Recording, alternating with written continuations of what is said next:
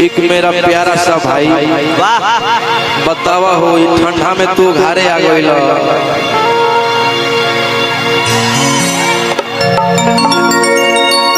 बतावा ये करे के का जरूरत है? भेंट करना था तो भेंट की इसकी क्या जरूरत है बाबू मेरे? तो गाना सुनिए ना, आपको क्या दिक्कत है? रोशन भाई आप दिल में है, धड़कन में है, सांस में है। आप प्यार कीजिए, प्यार करते हैं, प्यार कीजिए, इसकी जरूरत नहीं है।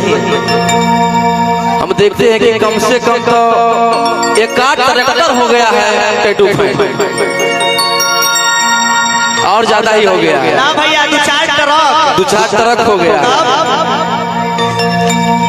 लोग कहता है कि रंगदारी गाना गाने से रंगदार नहीं बनता है। बबुआ रे भीड़ के देखा घास दे।